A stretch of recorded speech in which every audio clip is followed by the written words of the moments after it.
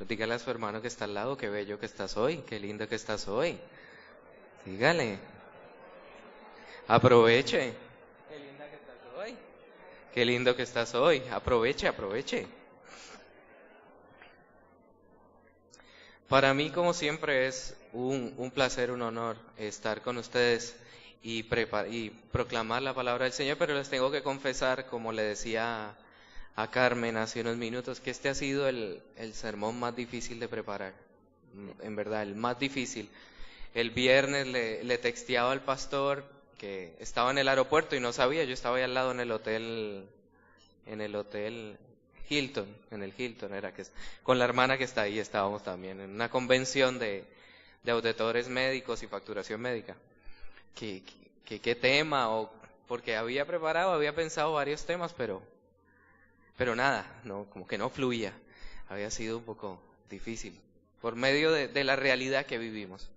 Pero en esta mañana estamos aquí y vamos a hablar y a compartir de la palabra del Señor. Amén. Amén. Dígale al que está al lado, cristianismo, no moralismo. Dígale que está al lado, cristianismo, no moralismo. Y quiero que usted y yo nos remontemos a 22 siglos promedio de historia de la iglesia. Los siglos que han llevado una historia y que nos han traído muchas cosas hasta el día de hoy, lo que somos como iglesia.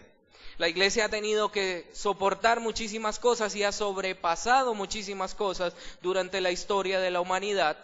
Y desde que Jesús murió en la cruz y resucitó, como se dice popularmente, ha pasado mucha agua por debajo ¿de qué? Del puente. ¿No se lo saben ese dicho? Ok, pues soy el único que me lo sé. Ha pasado mucha agua por debajo del puente. Ha llevado muchas piedras el río. Han pasado muchas cosas. Los primeros 4 siglos de la historia de la vida cristiana se dedicó a luchar contra las distintas teorías que hablaban falsas cosas de Jesús y de la palabra. Los primeros que aparecieron fueron los docetas, diciendo que Jesús era un holograma, no era un hombre, 100% hombre y 100% Dios. Y la iglesia tuvo que luchar con eso, porque de haberlo aceptado en su momento, la fe en Cristo Jesús sería vana. Luego de eso tuvo que bregar con los gnósticos, que quisieron poner la ciencia a la palabra, quisieron reducir todos los libros de la Biblia, redujeron el canon a dejarlo casi con 11 libros nada más, eliminando las cartas del apóstol Pablo, eliminando el Génesis, eliminando el Pentateuco, porque para ellos hablaba de otro Dios. Y la iglesia tuvo que luchar con eso. Y por medio de la palabra misma y de los que habían vivenciado la experiencia de Jesús, lograron vencer esos primeros 4 siglos de la iglesia, momentos difíciles. Para el siglo X al XV, la iglesia tuvo que sobrellevar el alcance limitado a la palabra misma. La palabra solo podría ser estudiada e interpretada por un clero cerrado y la iglesia no podía acercarse. Adicional a eso, la iglesia no podía acercarse a la palabra porque era expuesto en otro idioma, no en su lengua madre. No sé si usted recuerda, pero en Colombia hay muchas iglesias todavía que predican en latín, que leen la Biblia en latín. No sé si usted conoció, estuvo cerca, y muchas personas no entendían lo que se decía. Y esto lo que generó fue que todas y cada una de las personas creara su propia interpretación.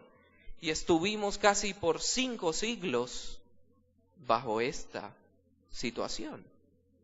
Pero la iglesia y la fe y el accionar de Dios nunca se paró. Existieron muchos que pudieron sentir la revelación de Dios para eso. En el año 1517, Martín Lutero expone sus 95 tesis y las pega a la puerta de la Catedral de Gutenberg.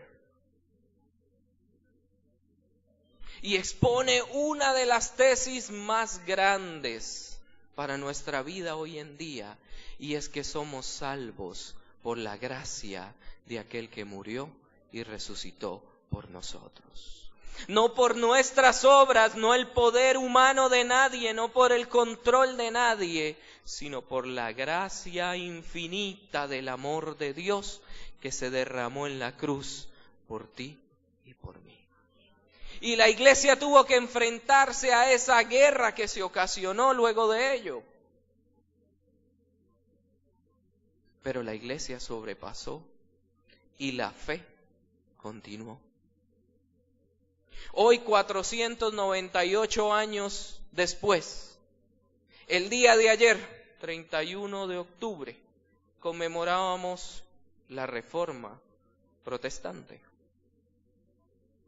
Un día emblemático para todos aquellos que proclamamos la fe desde la perspectiva protestante.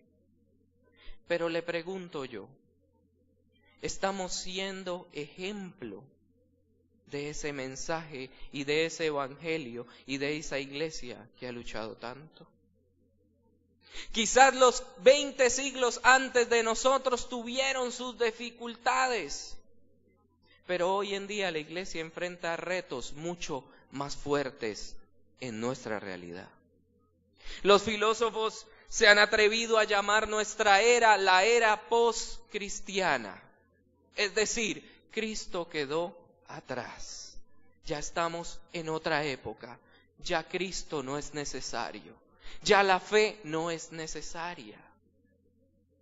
Los 20 siglos antes atrás, solo Marx se había atrevido a decir: Dios murió. Dios lo crea el pensamiento humano, no Dios creó al hombre. Pero a nosotros como iglesia nos ha tocado vivir el momento donde se dice que es la era postcristiana. Momentos difíciles, iglesia. Momentos donde tenemos que sentarnos a reflexionar qué estamos haciendo como iglesia. La iglesia de los primeros 5 siglos luchó, estudió y llevó la fe adelante.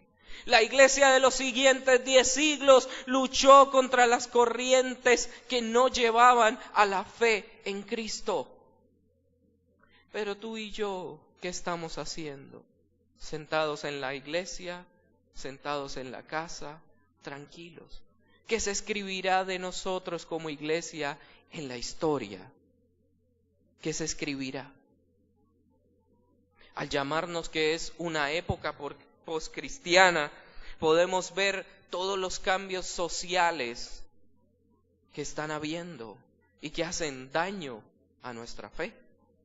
Al llamarnos una época poscristiana, lo único que se cumple es la palabra cuando dice que llamarán a lo bueno malo y a lo malo bueno. Y eso es lo que estamos viviendo. Pero yo te pregunto, iglesia, tú y yo, ¿qué estamos haciendo? Te pregunto, tú y yo, ¿qué tenemos que hacer? ¿Qué tenemos que hacer? Y al encontrarnos con la palabra, encontramos una verdad ineludible que nos dio Jesús. Mateo 28, 18 al 20 nos dice: y Jesús se acercó y habló diciendo: toda potestad me es dada en el cielo y en la tierra. Por tanto, id y haced discípulos a todas las naciones, bautizándonos en el nombre del Padre, y del Hijo, y del Espíritu Santo, y enseñándoles que guarden todas las cosas que os he mandado, y he aquí yo estoy con vosotros todos los días hasta el fin del mundo. Esto es lo que en teología se conoce como la Gran Comisión. Y en todos los evangelios usted va a encontrar una versión. La que le leí fue la versión de Mateo. La versión de Marcos dice: id por todo el mundo y predicar el evangelio a toda criatura. El que creyere y fuere bautizado será salvo, mas el que no creyere será condenado. Juan 20:19 dice: entonces Jesús les dijo otra vez: paz a vosotros, como me envió el Padre, así yo os envío. ¿Qué tenemos que hacer? iglesia? Predicar el evangelio. ¿Qué tenemos que hacer, iglesia? Dígale al que está al lado, predicar el evangelio. Predicar el evangelio. Llevar las buenas nuevas de salvación. Nos llama a llevarlo a toda criatura. Nos llama a ser testigos de su amor y portadores de su bondad. Pero es aquí donde debemos hacer la diferencia. Yo no sé si usted se ha dado cuenta, pero el evangelio se ha dejado de predicar. Las buenas nuevas se han dejado de predicar. Y se ha ido a predicar todo, menos la palabra del Señor. Usted pone en YouTube videos cristianos y hay más videos sobre el fin del mundo que sobre el amor de Dios.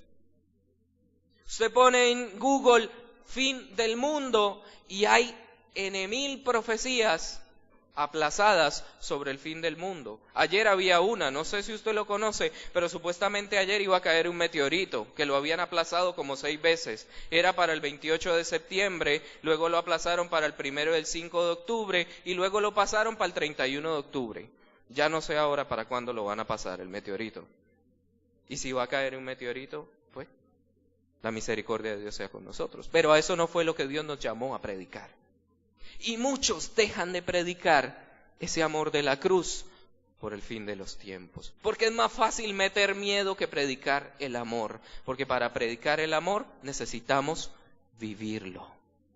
El Señor nos llama a la gran comisión, a llevar el evangelio. Pero para llevar el evangelio necesitamos predicarlo desde 3 dimensiones. La palabra no dice: por tanto, id y criticad a toda criatura. ¿Lo dice así en lo que yo le leí? No. La palabra no dice: por tanto, id y juzgad a toda criatura, al hermano de la iglesia primeramente y al vecino después. ¿Así dice la palabra? No dice: por tanto, id por todo el mundo y predicar el fin de los tiempos, de tal forma que todos tengan miedo y se cree el caos. ¿Así dice la palabra? No. No dice: por tanto, id por todo el mundo y profetizad sobre el juicio de Dios, que Dios les va a caer encima. ¿Así dice la palabra? No. Dice: predicad el evangelio a toda criatura. Predicar el evangelio a toda criatura. Las buenas nuevas de salvación, las buenas noticias, lo que Jesús vino a dejarnos como mensaje. La fe y el creer en la voz de Dios es aprender a vivir como discípulos del Señor. Todas estas teorías y todas estas profecías y todo esto tiene un propósito en la voluntad de Dios. Si usted no lo cree así, la palabra dice: cuando el Hijo del Hombre venga, hallará fe en la tierra. Cuando muchos en nombre de Dios profetizan el fin y nunca llega el fin, la gente empieza a dudar. Pero cuando tú y yo prediquemos y predicamos el evangelio del amor y la gente ve la transformación en ellos, la fe se aumenta en ellos. Pero para predicar el evangelio tenemos que predicarlo en 3 dimensiones, hermano y hermana. El evangelio del amor de Dios se debe predicar en la dimensión del amor y la compasión por el que lo necesita. Jesús nunca juzgó a otro. Jesús nunca sacó al otro, sino que al mismo que lo iba a entregar, en la misma última noche le dio de comer de su plato. Difícil.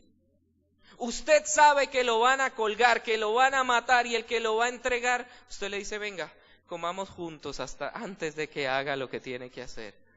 Yo no sé usted, pero yo soy un poco atravesado de carácter, yo no lo haría.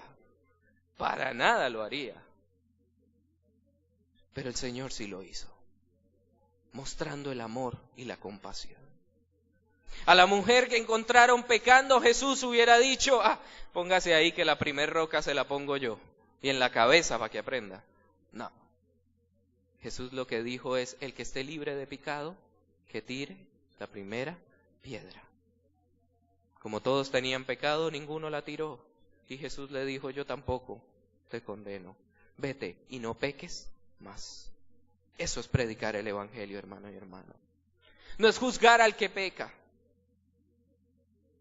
Hay que mencionar el pecado. Eso no hay que dejarlo de hacer. Hay que mostrar el pecado, pero no hay que ir en contra del pecador. Y esa es la segunda dimensión del evangelio. El evangelio señala al pecado, mas no al pecador. Y en última, el evangelio debemos modelarlo. Dar ejemplo de vida para que otros vean que Dios no es una cuestión de épocas, que podemos decir que es post-cristianismo, sino que Dios es el alfa y la omega, el principio y el fin, el amor eterno, pero para ello tenemos que vivirlo. Ahora te pregunto, iglesia, ¿estamos llevando ese evangelio del cual nos tomará cuenta el Señor? O más bien, estamos siendo radios de baja frecuencia que solo repite lo que más dicen. Porque lo que más dicen, si usted lo repite, no está llevando el evangelio del Señor. Dios nos llama a llevar ese evangelio.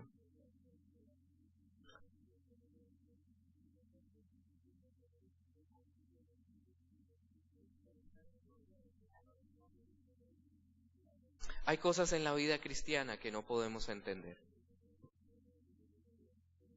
Hay cosas que el amor de Dios solamente es el que nos lo hará entender. Pero en estos momentos de crisis de nuestra sociedad, como iglesia tenemos una gran responsabilidad. Y es llevar esa palabra, ese mensaje de Dios. En las tres dimensiones que le mencioné. La dimensión del amor, la dimensión de juzgar el pecado y no al pecador, y la dimensión de vivir ese evangelio de Dios en nosotros. Para concluir le pregunto, ¿estás llevando el evangelio a toda criatura como te lo pidió el Señor? ¿Estamos llevando ese evangelio? ¿Estamos viviendo ese evangelio? Si lo estás haciendo, el Señor te ayude y te dé su espíritu y te fortalezca más. Pero si no lo estás haciendo como yo, el primero que estoy diciéndolo, necesitamos encontrarnos con la presencia de Dios y volver a caminar en esa senda que el Señor tiene para nosotros. El amor es la principal herramienta del evangelio. Y por eso tú y yo, Él nos amó primero y murió en la cruz por cada uno de nosotros. Ahora participaremos de la mesa del Señor, de la cena. Pero con esta confrontación con la palabra yo te pido que la internalices y participes de la mesa en forma de compromiso, de aceptar ese llamado a la gran comisión. No importa qué pastor esté, cuál se vaya, cuán llegue, la palabra del Señor sigue siendo la misma, el evangelio sigue siendo el mismo, el Dios al que seguimos sigue siendo el mismo. Y el que es el dueño de nuestras vidas es Dios. Él pone, Él quita. El Señor dio, el Señor quitó, bendito sea el nombre del Señor para siempre. Lo que nos debe interesar es que seamos modelo de ese evangelio y del amor de Dios. Porque si lo somos así, Salmo 23 nos dice, Él es nuestro pastor y nada nos faltará. Nada es nada. Nada es nada nos faltará, porque Él es nuestro pastor. Incline su rostro un momento.